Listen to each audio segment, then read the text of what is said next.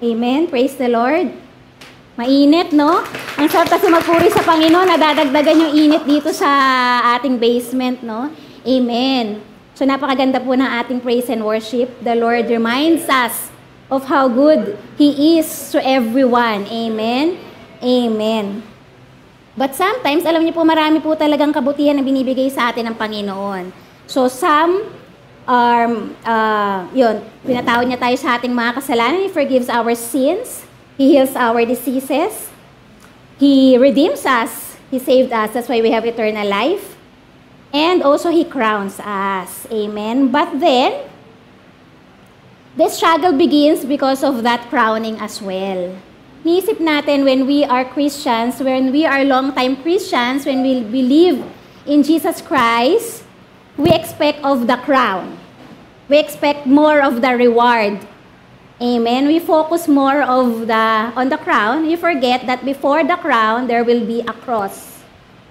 So nakakalimutan natin. So kapag tayo nagkakaproblema, ang tanong kagad natin, bakit? Bakit ako, Lord? Lagi naman ako nasa church.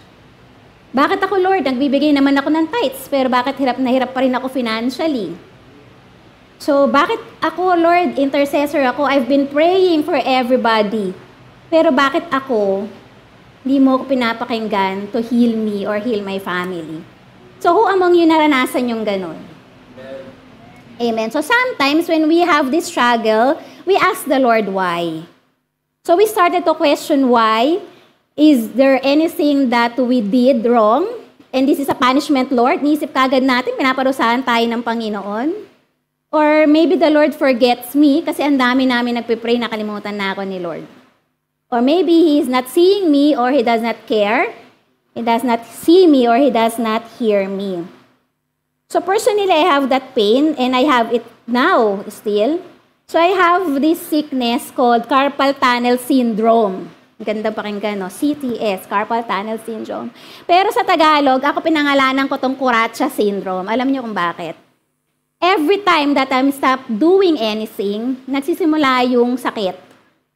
Hindi ko maipaliwanag yung sakit. Masakit siya talaga, nakakaiyak. Any prolonged position. Imagine if I will lie down on bed. So, syempre, nakahiga ka for a long time to sleep in the night. Gigisingin ako nitong sakit ko na to ng 2 a.m.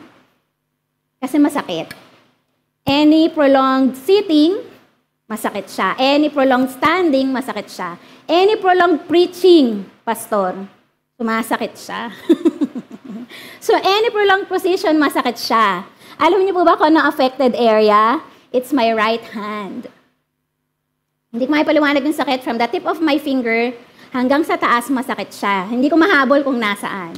So, yung sakit niya talaga, hindi ako makatulog. Ganun siya katindi. So, minsan natutulog na ako nakaupo. Kulang na nga lang matulog akong nakatayo. Hindi ko pa yun na-try. Kasi talaga siyang masakit. But then, ganun pala yun, darating ka rin pala sa point na yun that I ask the Lord why. Bakit di mo ako pinapagaling? So, mahirap pumasok ng kulang sa tulog. Mahirap din. Ang pinakamasakit doon, what's the most painful is, I cannot do normally what I'm doing. I cannot cook, I cannot hold, I cannot grip, I cannot even write. Ang pinakamasakit doon, hindi ako makapagkilay. Mahirap magkilay, ang sakit. So sabi ko sa asawa ko, baka po pwede namang pag-aralan mo na rin yung pagkikilay kasi nakakapagluto na siya para sa akin, nakakagawa siya ng ibang bagay. Kaso hindi niya magawa yung kilay ko, yun ang pinakamasakit. Hindi siya magpantay pag ako. Diba? Kailangan natin yung kilay is life, diba? Kaya pagpasensyaan nyo na pag yung kilay ko hindi pantay, alam nyo na. Yan. But then, sabi sa akin ni Lord, He led me to Psalms 103 verses 1 and 2. And that is what we sang. Sabi ni David, it wasn't clear, but during those time, sabi ng scholar, David wrote that psalm when he was struggling. Sabi ni David, bless the Lord, O my soul, and forget not all His benefits. He commanded his soul, he commanded himself to bless the Lord in times of struggle. So masarap magpuri pag wala tayong nararamdaman. Amen? Masarap magpuri pag tayo'y walang problema. Pero paano na lang pag may pinagdadaanan? Mag-iiba ba yung ating pagtingin sa Panginoon? But there are times, yes. Amen. So, the Lord told me, ito nahiya talaga ako sa Panginoon. Sabi ko, nakakahiya naman kay Lord, ang dami ko namang natanggap na mga biyaya, iba nga I did not ask for, but I received. But when I was in pain, I forget all of them. I ask, why? Why me? So tonight, we will talk about Simon Peter and his need to see who Jesus really is in good times, even in times of struggle. Why Simon Peter? Hindi nyo man napapansin, lagi naman si Simon Peter ang topic ko. Binibigay sa akin ni Lord si Simon Peter. Maybe personally, I can relate myself to Simon Peter. I can see myself to Simon Peter. So who is Simon Peter ba? Simon Peter, also known as Cephas, was one of the first followers of Jesus Christ. So he was included in the 12 disciples of Jesus Christ. Actually, he was the first one, Simon Peter, right? He was the first disciple who was met by Jesus Christ. He was an outspoken and ardent disciple, one of Jesus' closest friend, and a pillar of the church. Peter was enthusiastic, strong-willed, and impulsive, very confident and aggressive. Yun nga lang, problema kay Peter, mabilis siyang magsalita kaysa mag-isip. Siguro doon kami pareho. Nasa action na kagad, hindi pa nag-iisip. So, narelate ko yung sarili ko doon. Kasi minsan, mas madalas talaga yung dak-dak bago yung utak, di ba? But then, Simon Peter, he got into trouble because of that character. But then, Simon Peter had experiences also among the disciples. Siya lang naka-experience because of his aggressiveness. And you want to know what is that? And so lahat tayo, no? So our title for today is entitled Into the Storm from Matthew 14 verses 22 to 33. Makatayo po tayong lahat, sabay-sabay po nating basahin ang salita ng Diyos. Okay, let us read po. 1, 2, 3. Immediately after this, Jesus insisted that his disciples get back into the boat and cross to the other side of the lake while he sent the people home. After sending them home, he went up into the hills by himself to pray. Night fell while he was there alone. Meanwhile, the disciples were in trouble far away from the land, for a strong wind had risen, and they were fighting heavy waves. About 3 o'clock in the morning, Jesus came toward them, walking on the water. When the disciples saw him walking on the water, they were terrified. In their fear, they cried out, "It's a ghost!" But Jesus spoke to them at once. "Don't be afraid," he said. "Take courage. I am here." Then Peter called to him, "Lord, if it's really you, tell me to come to you walking on the water." "Yes, come," Jesus said. So Peter went over the side of the boat and walked on the water towards Jesus. But when he saw the strong wind and the waves, he was terrified and began to sink. "Save me, Lord," he shouted. Jesus immediately reached out and grabbed him. "You have so little faith," Jesus said. "Why did you doubt me?" When they climbed back into the boat, the wind stopped. Then the disciples worshipped him. "You really are the Son of God," they exclaimed. Tayo po may pansamantalang manalangin. Thank you, Lord. Salamat, Panginoon, Lord God, sa inyo nga pong salita. Tunay nga po, Panginoon, O Lord God, that it is true, O Lord God, who will speak to us, O Lord God. We thank you, O Lord God, for your presence, O Lord God. Be with us, in Jesus' name. Paupo na po tayo. Pasensya na po. Salamat po. Thank you for everyone who comes and also those who are online. I forgot to greet you. Magandang gabi. Amen. Ayan po. So ngayon po, mabalik po tayo sa ating pag-aaral. So during these passages, we are familiar with this story, right? So question kagad. How many disciples tried to walk in the water? Ilan? Isa, di ba? Sino? Si Peter. So, only Peter willingly want to face the storm. Kasi may bagyo yan eh. So, just one. Peter was the only one willing to face his fears head-on and have the faith to walk towards Jesus on the water. But when he faltered, di ba? He was drowning after he took his eyes off Jesus. Lagi natin sinasabi, Peter has little faith. We condemned him of having less faith. Is it true? It's true that Jesus also, from the passage, from the other synoptic verses, he told Peter that you of little faith. Babasa natin yan, di ba?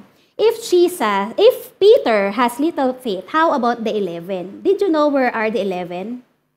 Where are the 11? Nasaan? Nasa boat. Kung si Peter naglakas loob na lumakad at ang sabi natin mahina ang pananampalataya, how about those 11 who were remained on the boat? Anong tawag mo sa kanila? Walang pananampalataya. So dito kasi yung nabasa ko to, lagi kung si Peter na lang ang sinisi ng sinisi.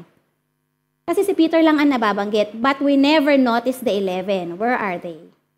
Nasa bangka sila, hindi ba?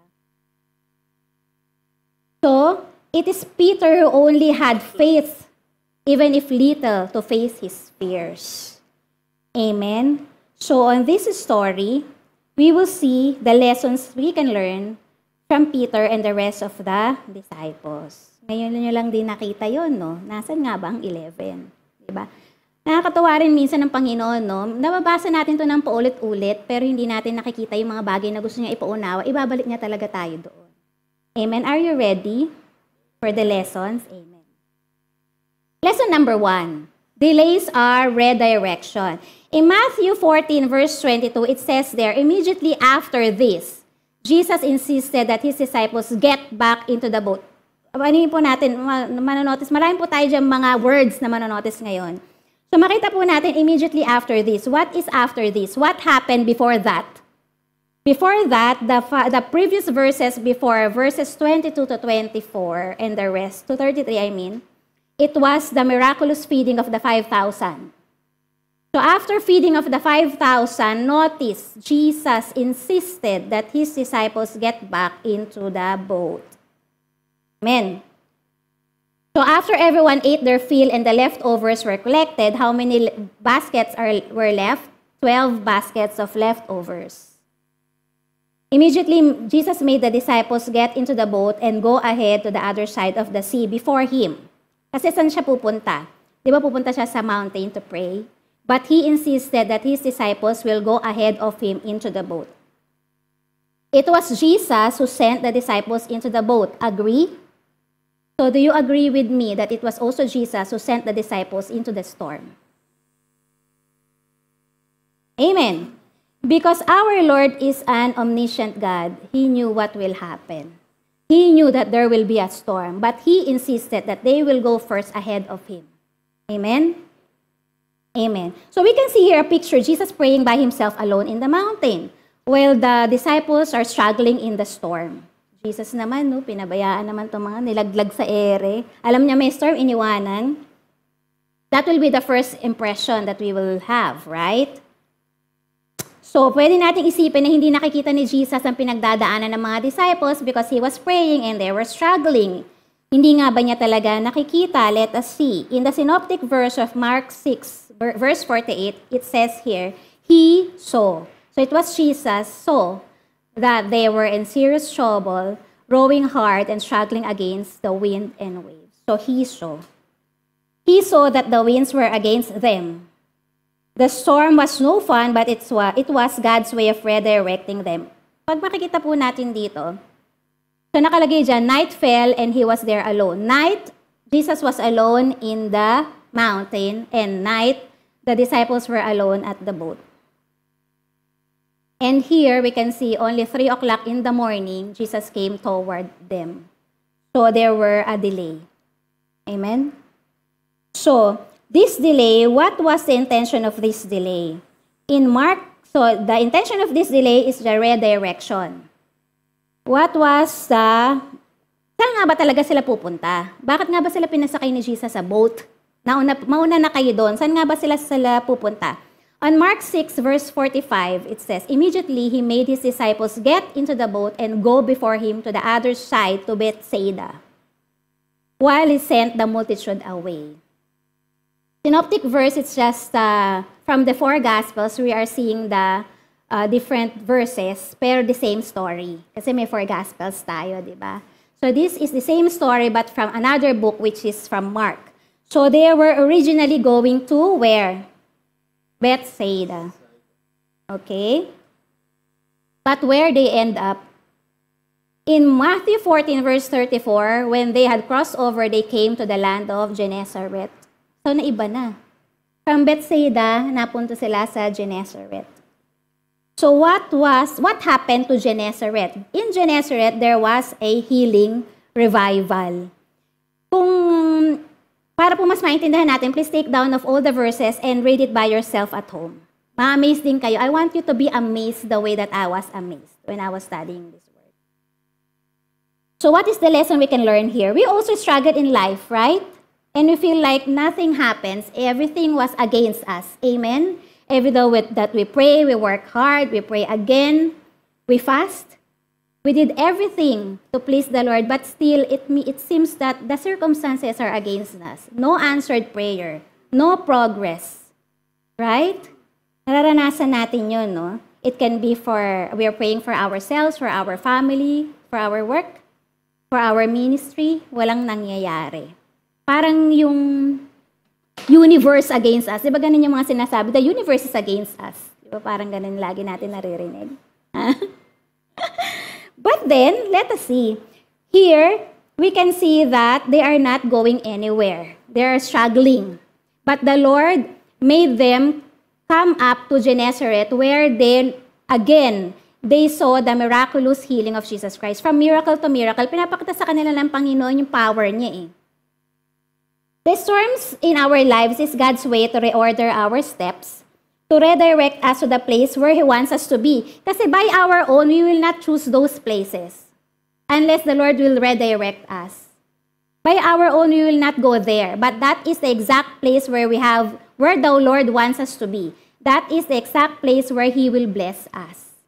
Pero if He will not do the redirection, we will not go there. Gusto pa rin natin yung gusto natin.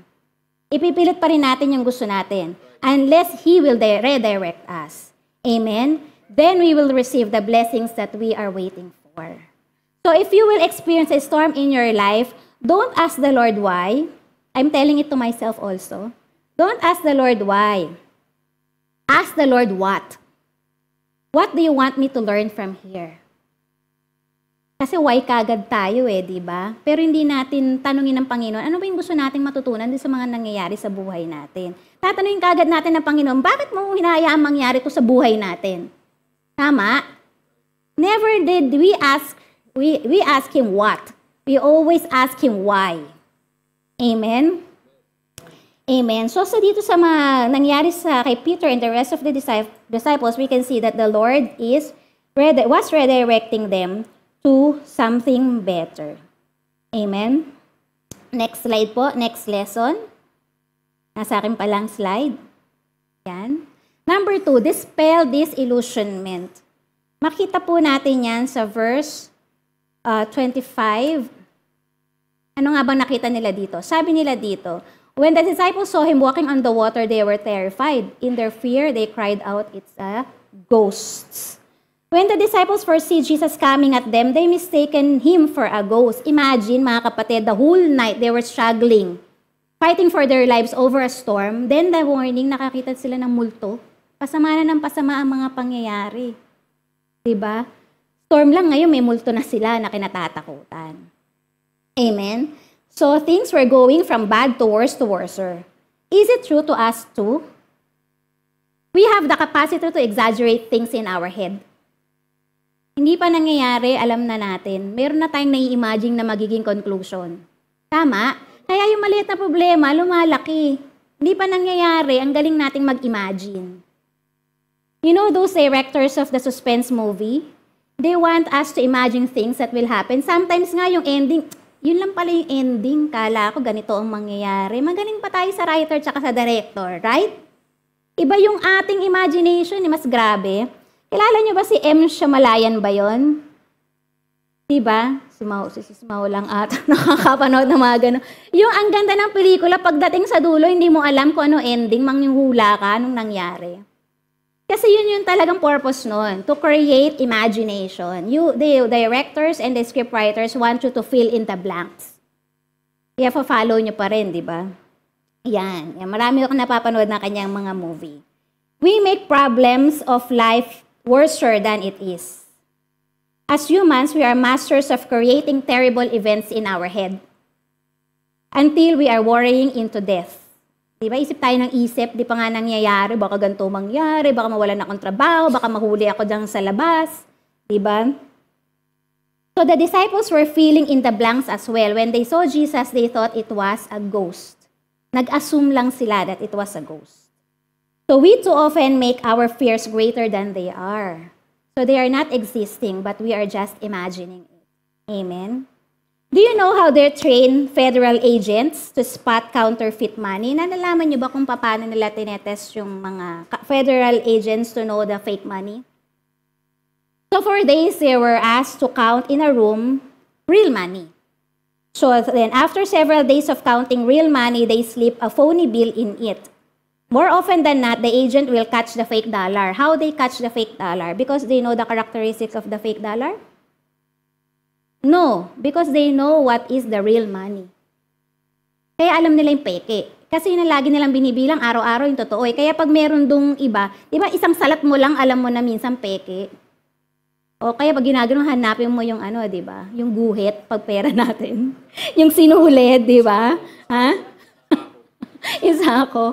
Di ba? So, ganun sila na-train. So, how will you know that it is Jesus Christ that is with you in the storm? How will you know that Jesus Christ is with you in the storm? Hindi nyo lang ini-imagine yung mga bagay-bagay kasi minsan pa nag-imagine tayo, ang dami ng mga lumalabas, di ba? Hindi na natin nakikilala kung sino si Jesus Christ doon. How we will know that the Lord is there for us? If we will have deep relationship with Him. If we will spend more time with Him. Personal relationship with Him. You will know that Jesus Christ is with you in the storm. You will hear His voice even though there's noises around you. You will hear His voice. He will be speaking to you. The problem is we are focusing on the noise, not on the voice of the Lord Jesus Christ. Jesus met His disciples in the storm, and it is possible for you to meet Jesus Christ in hard time. You just need to hear His voice in spite of the noise of the raging storms. Amen? Kasi pag kilala natin si Jesus, diba? Sabi ni Jesus, my sheep knows my voice. So if we spend more time with Jesus Christ, if we will have personal relationship with Him, not just attending the church, not just hearing His word every Friday or Sunday, but you have your own personal devotions every day, for sure you will hear the voice of the Lord even in spite of all the noises around you. You will hear His voice. Amen? Amen. Yan. Next po, na lesson po na matututunan natin dito is, number 1, delays or redirection. Number 2, dispel disillusionment. Number 3, we have to defeat distractions. So, balikan po natin ang 28 to 31. So, then Peter called to Him, Lord, if it's really you, tell me to come to you walking on the water. Yes, come, Jesus said. So Peter went over the side of the boat and walked on the water toward Jesus. But when he saw the strong wind and the waves, he was terrified and began to sink. So we have to defeat distractions. So Peter left the boat when he was sure that it was Jesus. Yung sure na ba siya?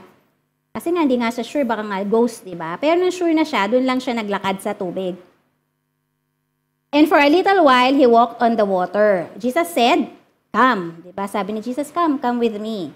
Even there's a storm, Jesus was encouraging Peter to come. Peter did the impossible, but then things changed. What brought the changes? Peter take off his eyes from Jesus and focus on the storm. When Peter got out of the boat, he was focused on whom? On Jesus. On the source of His power. Then Peter shifted his focus from the source of his power to his problem. Di ba ganun din tayo? When we shift our focus from the Lord who can save us and we tend to shift our focus to the problem, ang nangyayari sa atin, we are drowning into fears and into worries. Diba? So nawawala yung peace kasi sa problema na tayo nakatingin, hindi na tayo kay Jesus Christ nakatingin. So that makes a difference. When things are hard or seems not working at all, where should your focus will be? Saan ba dapat tayo nakatingin? Kapag ang mga bagay ay mahirap, when we are struggling and there's no progress, kanino ba natin dapat ituon ang ating mga mata? Sa problema ba o sa Panginoon na dapat na lagi nating kasama? So, kanino ba tayo dapat mag-focus? So, distractions can come in two forms. May dalawa pong form of distractions. The number one is obvious and the one is subtle. So, Peter gets distracted. Why? Maingay eh. There was a storm. So, may thunder, may lightning, yung waves, narinig niya yung bigla. Kaya yung focus niya kay Jesus nawala. Napunta doon sa ingay na nasa paligid niya. It is understandable, right? He was distracted. He became afraid. Just a few moments ago, nandun siya sa bangka, kasama ng 11 disciples, very comfortable. That was their comfort zone. But then, he was exposed in the middle of the storm. So he began to sink. He began to drown. Just like us, when things are out of control, our control, we began to sink. Right? We began to worry. Kasi hindi na natin kontrolado yung mga bagay. We tend to control things, but we cannot control all things. So those things that we cannot control, not in our hand, we have to surrender to the power, to the source of our power. Otherwise, we will drown in fears and in worries. And we will not walk in peace. So Jesus is the source of our power. Just like our gadgets, it cannot function without power. We need to recharge them. If we will not be connected to the power source, we will not be functioning well. So we need to go back in our source. So ito yung mga obvious na distractions. So what are the subtle distractions? Ano ba yung mga kala natin na okay lang, pero hindi nakaka-distract sa atin? So these are not problems. But these things, kaya subtle, hindi natin nahahalata, but they can take our focus away from the Lord. What are those? What are the things that you are too busy? That took your time, took your attention, took your focus away from the Lord. What are those things? Marami, no? Kala natin okay lang. Family. They can take your attention away from the Lord. Ministry. Work. Yourself. Kala natin okay lang. Sarili ko naman to eh. Pwede mo mag-me time, Lord? Paminsan-minsan. Family ko naman to eh. And we thought that when we are in the church, we are serving the King. But we are more busy with the kingdom. So these are subtle things. So ano ba sabi dito ng Panginoon? Sabi ni Lord, we should not be busy doing good things, but we should be busy doing God's things. So tanong natin sa Panginoon, ano ba talaga yung gusto niyang gawin natin? Number one, of course, is to prioritize Him. Amen? So, there is a saying, if the devil cannot make you bad, then he will make you busy. So, kung hindi kanya gawing masama, gagawin kanyang abala. So, ito yung acronym ng busy, nakita ko sa Google. Busy, being under Satan's yoke. So, pag busy tayo, nawawala na tayo ng panahon sa Panginoon. So, kala natin pag busy tayo, okay lang kay Lord. Pero di ba, sa story of Mary and Martha, what Jesus says, Mary chose what is best. And what's best? She rests in the presence of Jesus Christ. So what is best is spending more time with the Lord. Amen? So, makita po natin dito, we can be distracted by two things. It's either good or bad. So, pwede tayong ma-distract ng good things as well. So, remember, sabi nga natin kanina, we have to be busy doing God's things and not good things. Kung dinelay-delay niya pa yung pagpapapako niya sa krus ng 5 years, 10 years. But then, it was not His mission. It is not His mission to preach, to teach, or to convert people. It is mission to save people. It is mission to go to the cross. And that is purpose. Hindi siya na-distract ng mga Pharisees, ng mga scribes, and ng opposition. Hindi rin siya na-distract ng healing, teaching, and preaching. He knows His goal. He knows His purpose. Do you know what is your mission? Do you know what is your purpose? So if we really know, we should not be distracted. Amen? Also, ano po yung mga distraction natin? We are also distracted by our weaknesses. Hindi natin to kaya, I'm not worthy of this, mas magaling siya, bakit ako? Ba't ako? Yung nga, di ba sabi nga ni Sis Michelle, marami nagiging paniki. Ba't ako? Di ba? Batman, Batgirl. Di ba? But we should focus on our strength. Focus on what God wants you to accomplish. There was a story about Orville Kelly. Orville Kelly was diagnosed of stage 4 cancer. So he was diagnosed of stage 4 cancer. Of course, if you know that you are sick, nakakalungkot, di ba? Nakakaiyak. So normal lang na siya ay umiyak. Ang sabi ng asawa niya, you have two choices. It is either to pray for it or to cry and wait for your death. Sabi niya, sige, pray na lang tayo, pray tayo. After praying, the Lord led him to conduct a party. Alam niyo po ba kung ano tinawag niya sa kanyang party? Cancer party. So yung mga in-invite niya mga neighbors, tuwang-tuwa siya. Sorry po, napindot ko. Tuwang-tuwa sila. At ang sabi nila, what is the party about? This is cancer party because I was diagnosed with cancer and I have 2 months to live. But I don't want to waste my life worrying and crying over my sickness. So, I want to start a foundation. You know what is his foundation? The Make Today Count Foundation.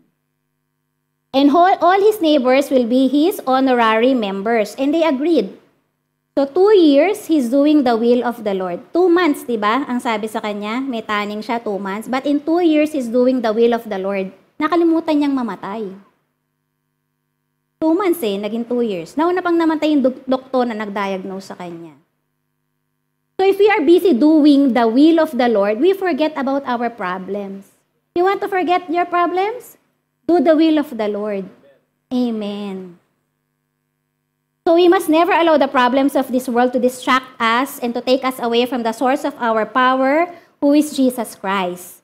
And we must also be careful not to become too busy so we can stray from the purpose Christ has for our lives. And not to become too busy, so there is time to relax and rest with the Lord. Have a balanced life. Amen? Number 4 and the last. So, ulitin po natin, lessons that we learned through the storm, delays our redirection, dispel disillusionment, defeat distraction, and destroy doubt. So, balikan po natin yung 32 to 33. Ito po yung pinaka-favorite part ko. We always doubt, right? Minsan malapit na yung blessing, kaso nagdududa pa tayo sa Panginoon. He's asking us to release something, pero ayaw muna natin. Unless ma-receive ko to Panginoon, tsaka ko to bibitawan. Ganun tayo di ba? Nagdidil tayo kay Lord. Lord, ayaw mo tong ibigay, kaya di ko din to bibitawan. Pag sure na ba? Kailangan sure muna ako. Di ba? So 32 and 33, when they climbed back into the boat, the wind stopped. Then the disciples worship Him. You really are the Son of God. When did the wind stop? When Jesus climbed back on the boat. Not during Peter walking on the water. Earlier in Matthew chapter 8, balikan po natin kasi ito Matthew 14. So may story rin po na about the boat. When Jesus was sleeping on the boat, remember that? They were in the boat, Jesus was sleeping, and they woke up Jesus Christ and Jesus calmed the storm. Remember that story? That was in Matthew chapter 8. So may sinabi po sila doon, after the disciples are in the boat when a storm comes up, so bad is the storm that they think they will die. Only instead of walking on the water, Jesus was asleep on the boat. The disciples walked Jesus and he spoke to the winds and the waves, and this is what they said. Matthew 8:27. Basahin po natin.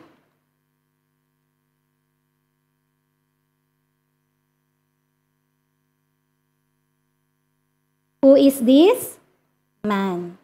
Basahin ulit natin yung Matthew 14 verse 33. Ano pong sabi nila dyan? You really are the Son of God. So there's a difference, right? How did they get from what kind of man is this to you are the Son of God? Diba? At first, they see Jesus as an amazing man. But here, they saw Jesus as the Son of God.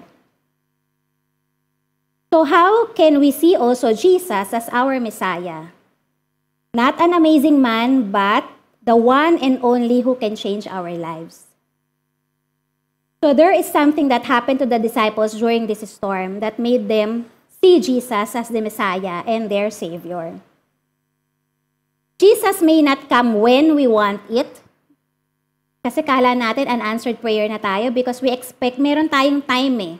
We are giving time to Jesus, but Jesus is not bound in time and space. So, we set time. So, we are disappointed when Jesus is not answering us on the time that we are setting. Amen? So, remember Lazarus, his best friend. Bestie na siya ni Jesus Christ, diba? But he did not come to heal Lazarus. So, Jesus may not come on the time that we want or on the way that we want. But Jesus will come. And He will always care. Notice that the storms do not come down until Jesus got into the boat. Sometimes, Jesus will not remove the storms in our lives because that is the test of faith. That is where we will grow. He walks up, but He promised that He will walk with us through the storm.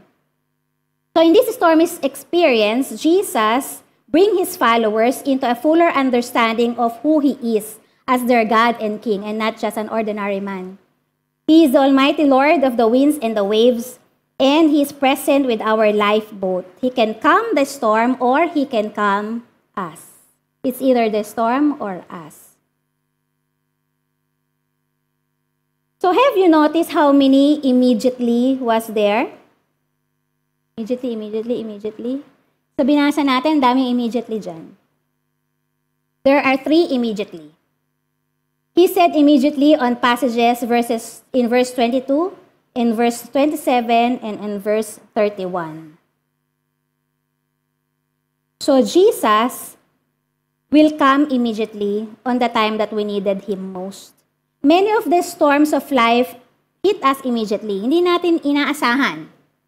Marami sa mga pangyayari sa buhay natin na we are not expecting it to happen, right? But when they do, always remember this story. Whenever we are struggling and the wind seems against us, or the circumstances are against our plans, hindi nangyayari yung mga gusto nating mangyari, remember, immediately Jesus will come. He sees. When we cry out in fear to the Lord, He will immediately be with us. And when we take our eyes off Jesus and become overwhelmed by our problem, immediately He will catch us. Amen? Peter and the disciples forgot the things Jesus had done. Makita po natin, ang dami na lang nakita mga miracles. Have you seen a lot of miracles in your life? Amen? But when we have problems, we forget. Just before this, they saw the miracle of the 5,000. They saw also a lot of miracles of healing. They were with Jesus all the time. But when they are struggling, they forget. And they thought Jesus was just a ghost. They forget that Jesus can come and save them. But then, even they forget what Peter said when he was sinking. He still asked Jesus, right? Lord, help me. So there are times that we stumble. There are times that our faith falter. But the Lord will come and save us right after we cry for help.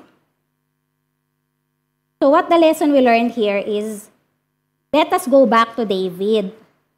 Balik tayo sa Psalms 103, verses 1 and 2. When we have struggles and facing difficulties or feel empty, what we have to do? Let us be like David. Let us command our soul to bless the Lord.